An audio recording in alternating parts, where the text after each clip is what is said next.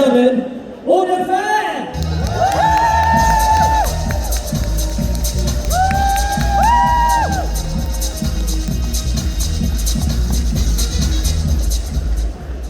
Good afternoon. Is it working? It is working indeed. Hi. Oh, hello. Hello, everybody. Hello. They're still waking up a little bit. Come on, let's do better. Hello? Hello! There we go, that's what we want. Alright. Welcome to, well, I'm saying welcome, you've been here for 3 days now. How's your experience being here at MCM Birmingham? Fantastic. I arrived Friday night at midnight. They had a car pick me up from the airport. Just asked me how far is the hotel from the airport. He said it's about a 3-minute walk. It took us about 45 minutes because it was a concert. It was Charlie XCX or something like that? I don't know, there was a concert and we were in the car and they kept the guys in the yellow suits going, you know, go that way, go that way. We just went that way. No, go that way. Yeah, it was lovely. It was really lovely. Well, lovely experience of Yes, Birmingham. yes, it was really lovely. But here in the Comic Con would have been so much more fun. I know in previous interviews you talked about meeting fans and having that experience with them.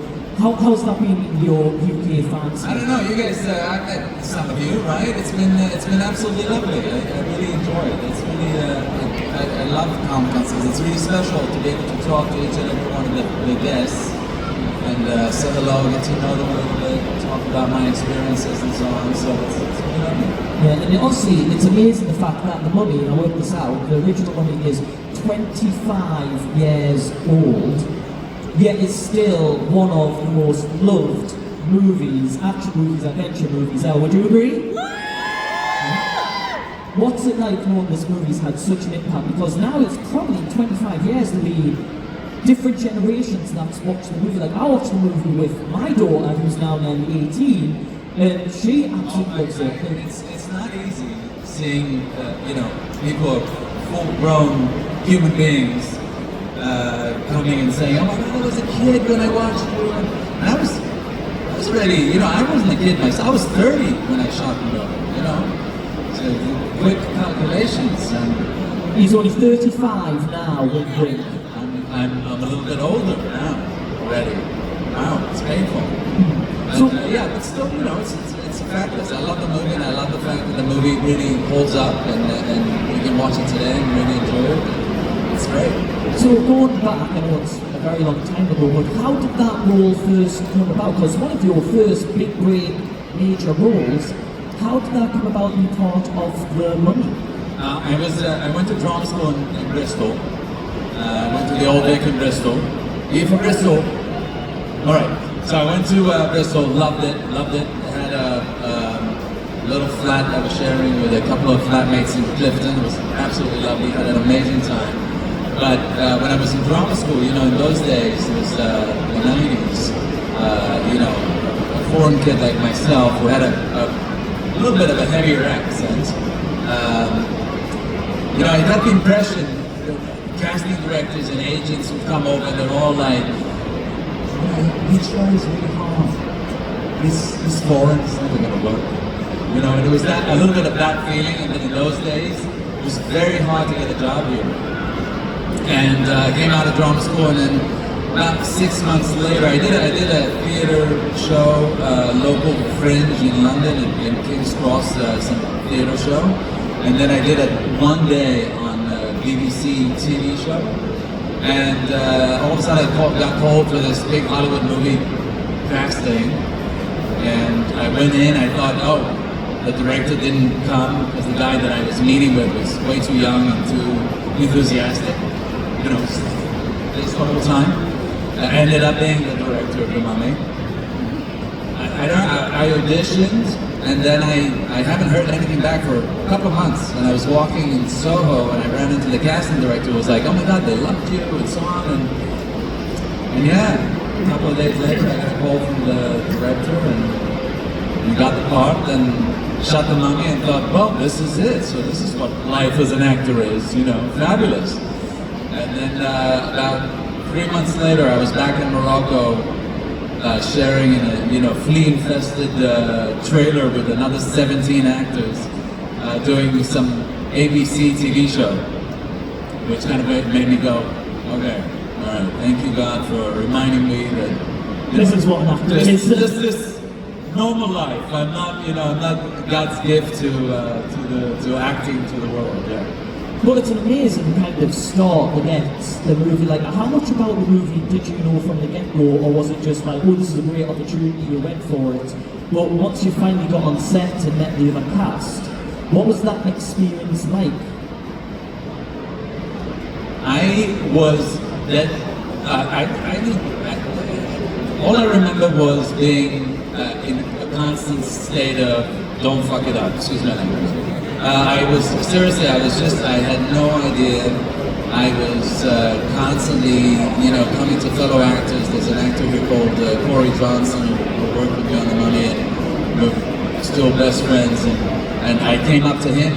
There's the scene, when they come out of the mummy tomb and they're running out, and I'm standing there with my guys, and I pull the thing down and I go, "You have unleashed the creature that we have feared for more than 3,000 years." That scene, when we rehearsed it, the way I did it was like, "You have unleashed the creature," so pissed off.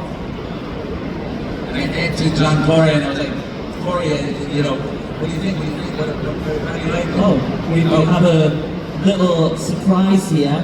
Please welcome Dean Lennox Kelly, who is also in Shameless. Hi, I'm CG. We haven't had a chance to chat yet. How are you doing? Oded has just filled us in on his first experience on the Mummy set and filming and everything like that. So Dean and I went to drama school together for 3 years, and we're social, we're friendly. Now? Yeah. We were always friendly. Okay. Yeah. And we're still friendly now. When you wear tights for the first time and ballet shoes, your barriers have to come down quite quickly. And something called the ballet support. Yes. Anyway, quick story short, maybe a quick story. My friend Corey was like, "Is that how you're going to do it?" And then I was like, "Well, no. I mean, what do you think?" And he just went, "Well, why don't you just calm down a little bit and do it a little bit more relaxed?" And that's how it ended up being. So what I'm trying to say is, all my best performances I owe to friends or great directors, really. And yeah, always. Well, I say that often, obviously everything has to align, the script, the director, but often who you're acting with just raises your game. Yeah. I wonder if, would your game be raised acting with me? Would my game be raised acting with you? I mean, we've never... Oh, we did it. We did the best performances in drama school, don't we? Yeah, but we didn't know what we were doing. We were just children. Did the ballet pants not help in your performances back then? No, they're not add to it? Oh my gosh. Does anybody know what a ballet support is? Well, I'm sure they can imagine, Oded. No, they can't imagine. No, I didn't. And I was Birmingham, but these people what consider them, A ballet support is this horrendous. to support your ballet bits. They support your ballet bits. Come on, we've only got half an hour. Let's And it move on goes to right ballet up the support. bum. Do you know what? This is very Oded. It's a ballet support. It wasn't. It was a jock strap. But it's not a joke strap. A joke strap looks like this on the It's a fancy jock strap. Fancy It was jock. absolutely horrendous. I kept mine. You did? You also No. keep everything. I'm a hoarder. After, what, 20, 25 27 years. I kept it. It's in his job. 27 years. I remember being with Oded and, it was 1 year ago. First time I met him, and I said, "What's your name, mate?" He said, "Oded." Like somebody died. Oded. Really intense, quite menacing, quite intimidating. And then I thought, God, this guy's, he's not right, he barely. And then we did this play, and one of the lines was bloody hellfire. And he kept stressing the hell bit, kept saying, bloody hellfire. I was like, mate, it's bloody hellfire. Bloody hellfire. No, it's just bloody hellfire. There's no real stress. If anything, you're going to go to the end of it. And he's like, no, I think you got that wrong. I was like, dude, honestly, it's bloody hellfire. Yeah, you can imagine. And I he's came still to drama bitter school. about it. I came to drama school. I couldn't understand the people at all. And Dean kept talking to me, and he's coming over, and I'm introducing myself, and then he's talking, and I'm going, yeah, yes, definitely, yes. I agree. English accents are tough to understand. Say again. Exactly. Thank you. I'll do the song to finish, but go on. Are you referencing Oded there? Yeah, no, you're saying a little bit, mate, a little bit. Are you from Newcastle? I'm from Newcastle. This is my actual accent, the way I talk at home. Great accent. Completely lost. It's a great accent. I think you've more chance of understanding. Yes, I have started learning. Thank you. And this one is it looks like it's bad, but It looks like something to do with the ballet good support. morning. No, not is it good morning like that? Oh, in England you do it differently. I wonder if someone's just taught you a bad word and you haven't realised it. Can I tell you something? Sign language is different in every country. It's horrendous. Like, what do you do? I just started learning sign language in Canada this morning, and no, this is not it at all here. It's almost like a bad. Right. I don't want to do it. Anyway, Empty chairs and empty tables. Now my friends are dead and gone. I always wanted to sing in front of people and no one will give me a job. Oh my God, there's barely anyone here. It looked packed. It's just dark. It's dark. You were asking a question. You really interrupted. No. I was just going to listen. All my impressions are impressions of Dean doing impressions. So is it? It's a little. Who's this? All right, let me try and do this. Fucking hell, this here is too long. Oh, that's my impression of him doing impression. Is that Rob C. Nesbitt? Can you? I used to do that scene when I was a boy. You see that, boy? You see that, my boy? I mean, people say that I'm an alcoholic, you know. I mean, alcoholics lie in the gutter pissed. I mean, fair enough, I lie in the gutter pissed, but I do it just to be sociable, you know, and pass myself in company, you know. Robson Edwards. No, he was doing Billy Connolly. Billy Connolly! I got the Scottish. That was perfect, wasn't it? It was a perfect Billy Connolly. Let's hear it again. Let's hear Billy Connolly again. Can you do it for me? I'll do it first. I'll repeat it. Here we go. It's great to be back, you know. I was away in America trying to get famous out there, you know. The problem is that It's great to be back, though. You know, I was out in America trying to get famous. Well, it's got better. It is.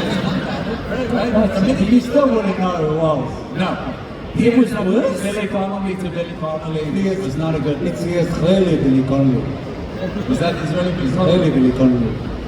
Slightly American, Israeli, German. I don't talk about it. What was your question before, Pat? I can't even remember anymore, and I don't care. I like this. This is fun. All right. I'd like to do a show, and I'm thinking just I need a job, on doing accents, going around the country and give me a sec, okay? Going around the country and you know, working out why the accent is as it is. We know Irish came to Liverpool, and we know why, you know, the industry of... You need to be able to do accents. Yeah, but because in England, you know, you can go half an hour almost, and you've got a completely... That was the dig. They just went right over. You need to be able to do accents. I shouldn't. Wow, this is your Q&A, Rob. No, it's a joint one. I told them it's going to be a joint one. I like this because you tell the stories from the past, but no other panel is going to have these stories. I like this. No one's going to know. So, if you want the question, I can ask one. Oh, ask one, Rob. So, obviously, Shameless, Shameless. 20 years ago. The Mummy, 25 years ago. You had to film in quite harsh conditions in the deserts and everything like that. And you had to film in even harsher conditions, which was Manchester. What were those experiences like on set? Very good. Okay, that's you. Oh, again. I would. You can't remember. The second mummy, I was in a lot more control. I was a lot more aware of what's happening. The first mummy, I was filming nights. My brother was with me. I get back to the hotel room. I'm saying to my brother, they hate me. The director hates me. They're firing me. He just gave one of my lines to John Hannah. I'm done. I know they're sending me home. And my brother was like, shut up, go back to bed. It's not happening. And of course, 2 days later, the director comes over and goes, like, you know what? I added a scene in the end, so Ardith Bey comes back because everybody loves Ardith Bey. Why should Ardith Bey die, you know? And so obviously I was doing something right, but I had absolutely no clue what I was doing. I wonder how close you were to being cut. I wonder, we never know just how close you are on the board. You know what I mean? No, seriously, as a young actor, I remember every time I'd see Steve Summers standing like this, I'd be thinking, he's thinking to himself, why do I have this actor? Why do I have this Israeli guy? He doesn't know what he's doing. He can't hit his mark. Can you hit your mark? What's a mark? Exactly. The tape. The tape on the floor. Well, you know, you overshoot it sometimes, but you know, trial and error. Right. Anyway, back to Manchester. Back to Manchester. Circa 2001.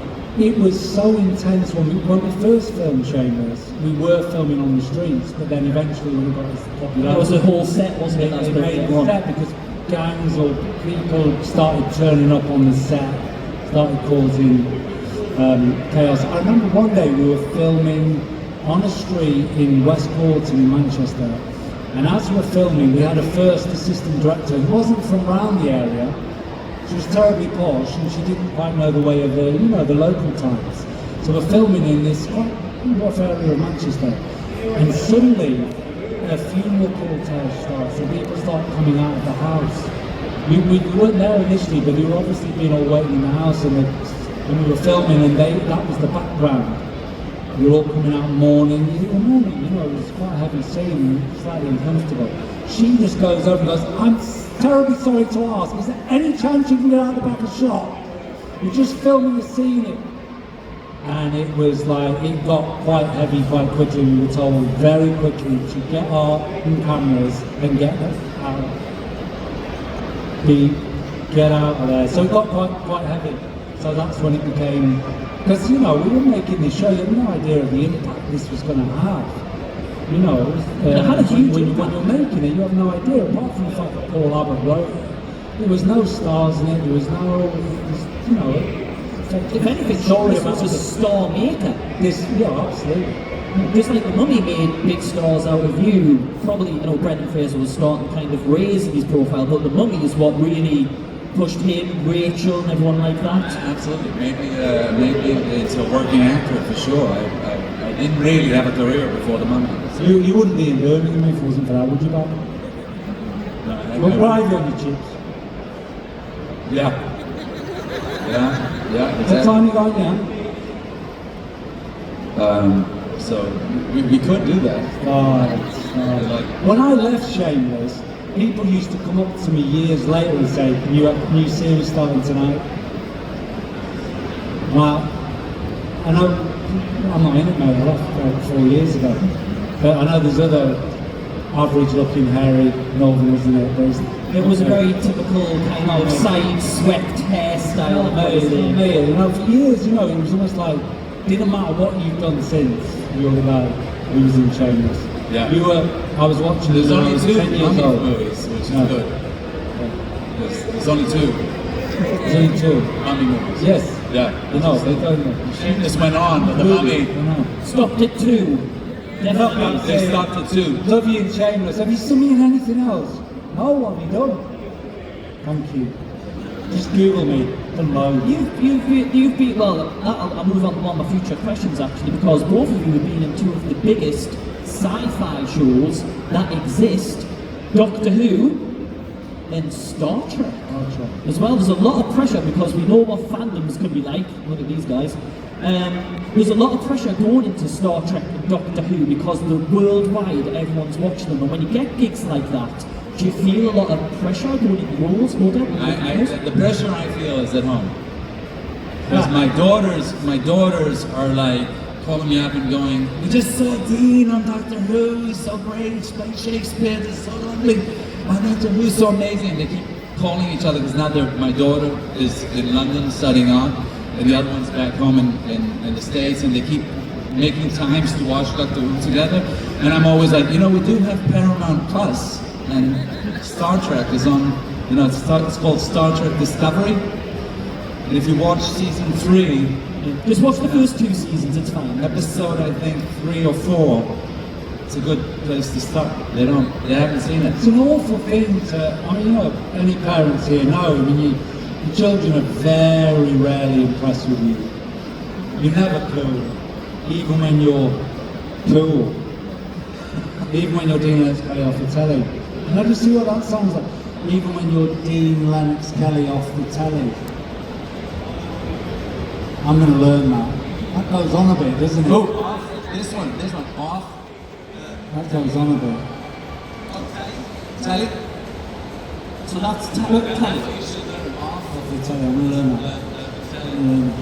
But for me, with Shakespeare going into Doctor Who, because I wasn't a Doctor Who fan, not that I wasn't a fan, it just wasn't in my childhood, it wasn't, you know, even before Russell T Davies did that, so I wasn't really, it's only since you're aware of the impact that show has on people's lives, people's upbringing, and how great it is for someone to finally meet you because that episode resonated with them. It's only, you know, now I really appreciate just how privileged I was to be a part of that, and especially to play William Shakespeare. Yeah, Shakespeare has a big name. It's Even though not it wasn't a biopic, true, it wasn't really William Shakespeare. The director said to me, "You're Liam Gallagher. You're a Shakespearean Liam Gallagher with the attitude, and so you're a star in your own time, you know." And acting with David Tennant, all you can do is try and keep up with it. You've not really much chance to kind of deviate from just keeping up with David Tennant. Yeah, I gotta say, when fans come over and say that they studied Egyptology or went into archaeology because of the mummy and things like that, it's so fabulous. It's really so amazing to affect people in that kind of way. But let me ask you something, just because you did Jamestown. How do you like to do do you like the period pieces? Love the period. It's nice, I right, love to play the older Love costumes and all. more things to disguise your average acting, you know. Period costume, It helps. donkeys. It helps. Huge beard. Huge beard, swords. I do love period. I think I've got a period face. I think I belong. I feel more comfortable in a period drama. Of course, you get to dress up more, and it is very exciting on the set rather than just filming on the streets of a city and wherever. You know. Yeah. It's fun, isn't it? It's a lot Yeah. of fun to imagine that time. What do you like? Well, I'm a Doctor Who fan, so like when I told my daughter that I was going to be talking, do you remember in season, it was 3, wasn't it? Yeah, season 3.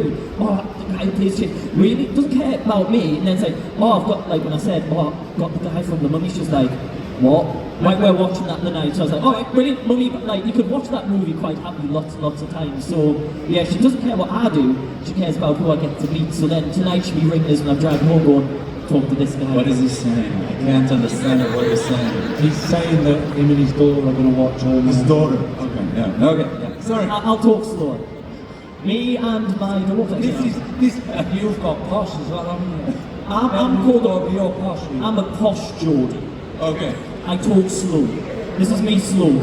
When I go home, people go, what are you talking like that for? God, you've changed, haven't you? Next question. I mean, I'm from quite posh. I don't know if anyone knows we live in St. Anne's. Silence, tumbleweeds. Just next to Blackpool, very posh town. We get out the... We just try and say anything. And we Lancashire. I've met you before. We've met, haven't we? How are you? Oh, nice to see you, Mum. We got out of the bath to have a wee where I'm from. That's how posh it is. Get out of the bath to have a wee. Next question. I'm going to end this just because we've talked about Star Trek. Yes. There was quite an important announcement recently for you that there's going to be a new show and that you're going to be a part of it. Starfleet Academy? Yes. Can you tell us anything? I know you can't tell us much, but what can you tell us about that? Well, Starfleet Academy. I mean, it's the academy of Starfleet, apparently. That's all the spoilers we're going to get, ladies and gentlemen. It's Ready first. It's what's that? You heard it here first. You've heard it here first. For the second time. You're You're going to get in trouble for that. For what? Giving so much away. Oh. Anyway, Admiral Vance is featured in the Starfleet Academy, and it's with Holly Hunter and Paul Giamatti is in it as well. Do you get to act with Giamatti? Next week. Wow. Will you start filming next week? Huh? You start filming next week? Oh no, we've been filming since. Yeah, right. Since then. Since then. I don't. You've been doing lots of stuff with Holly Hunter, though, haven't you? Yeah. I work mainly with Holly Hunter, and it's. I think it's fabulous. I think the scripts are fabulous. They're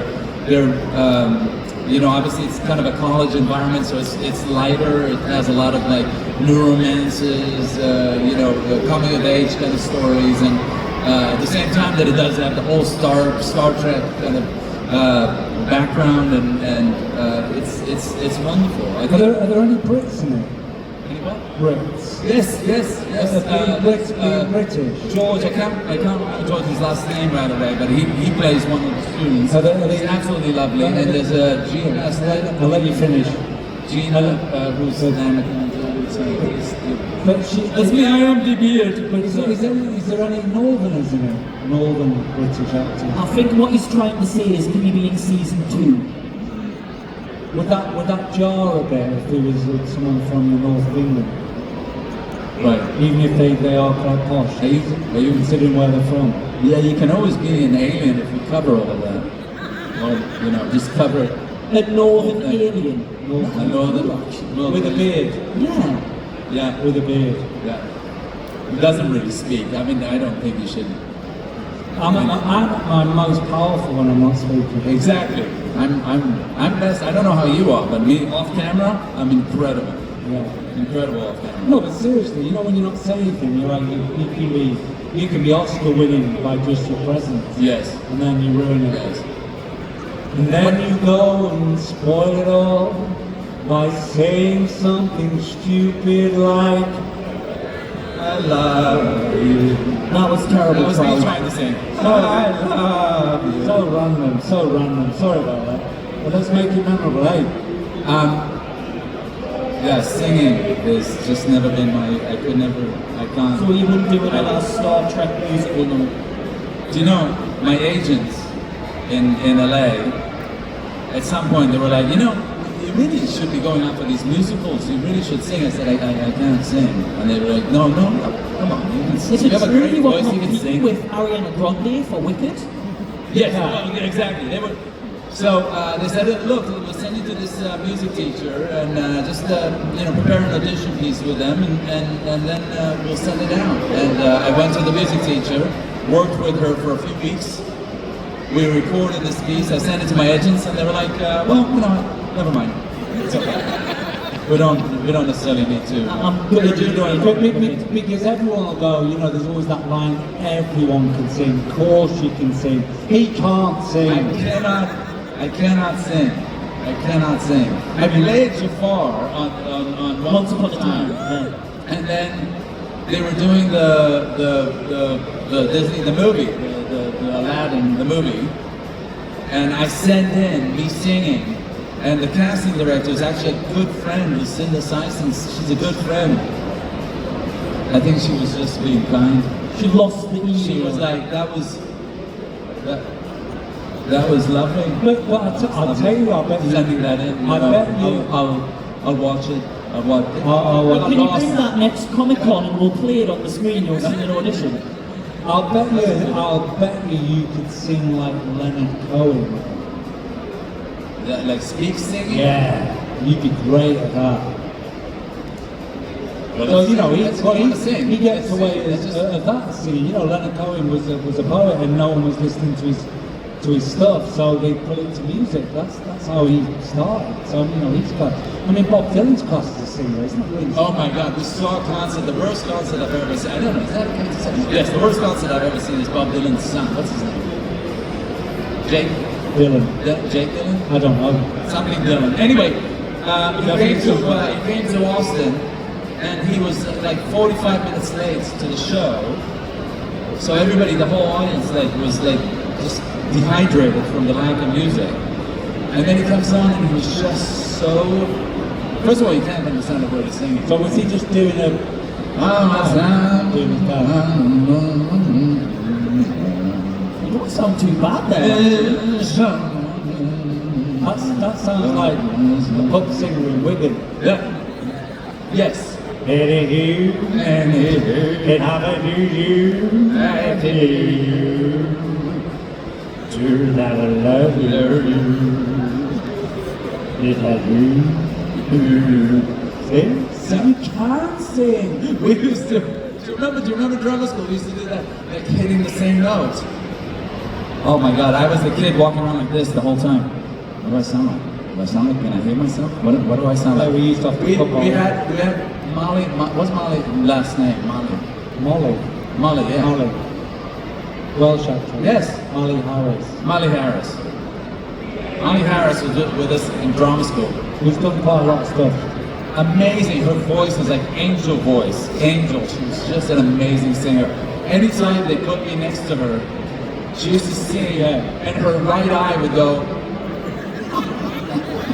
And I'm like, you're right. She goes, no, I'm okay. It's just when the note, somebody doesn't hit the note, it's just a little bit. And I'm like completely unaware. It's me. And I'm sitting next to her, she's like,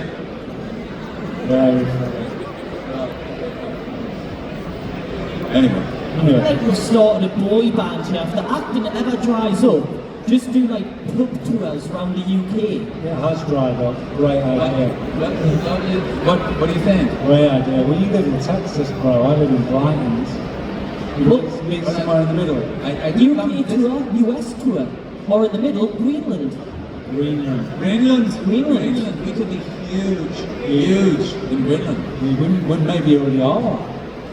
Maybe. I mean, this video is going to go out on the social media. It could be a fan base, right? I am thinking of all sorts of ways to fill the coffers, waiting for acting work. You know, it's never been more difficult. Middle-aged white man with a beard. I know how that feels. Not really got much to offer. We've all got nice beards. Well, you've got better beards. We're putting everybody on. I actually met for the recent series of I'm a Celebrity, Get Me Out of Here. That's how bad it went. That's how bad it's gone. Genuinely, did you look for that? They asked me, I did Soccer Aid in 2006, and after that I got asked to do Dancing on Ice, I got asked to do I'm a Celebrity, and back then, if you're an actor, you're an actor. You know, I think blurring the lines of the celebrity thing or the panel shows, it was like you weren't going to be taken seriously. Now, it's like, what else can you do? Panel shows, host the shows, sing, do you know what I mean? Now you're allowed to be more than just an actor, you can be a personality. I am finished. Right?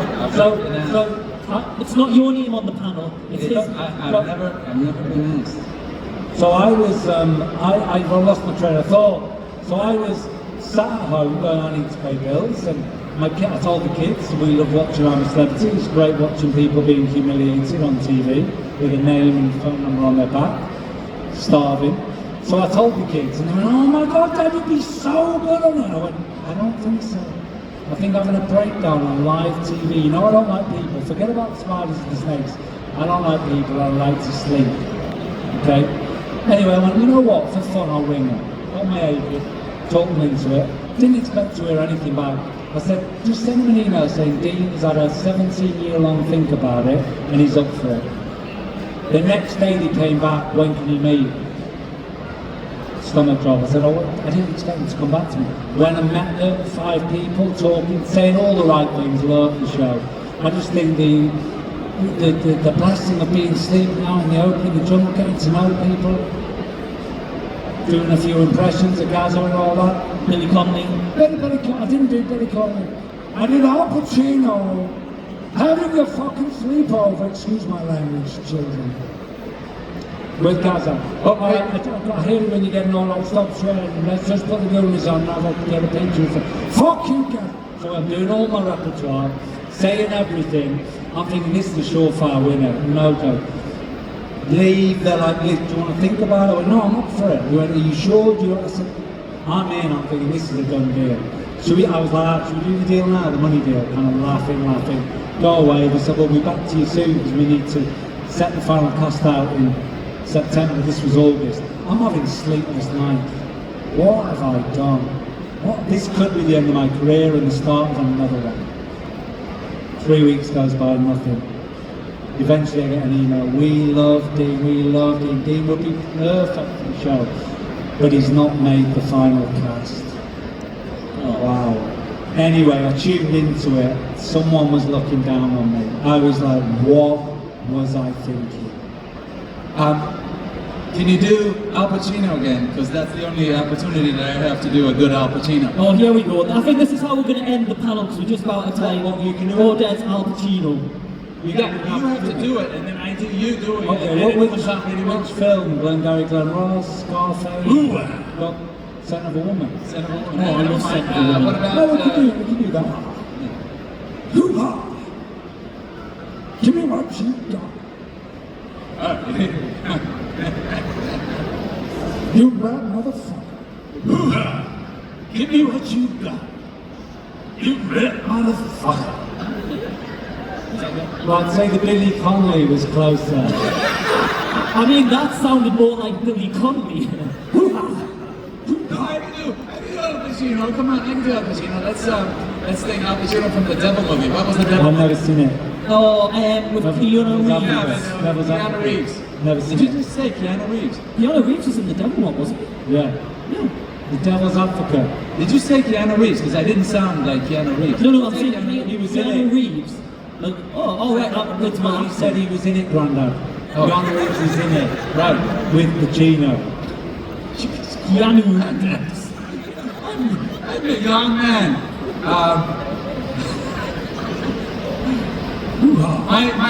My Billy, I've got Billy Joel. You know hoo-ha came from when the armory guys used to load a gun, the gun was locked and loaded, they'd go, hoo-ha, hoo-ha. And that was it. And Pacino went, what was that? I said, that's what we say them. And even in Pacino's own words, he goes, well, I took that and I ran with it. Because hoo-ha! Well, I took that and... No, I ran with it. Well, I took that... No, okay. There's a great line in... I took that!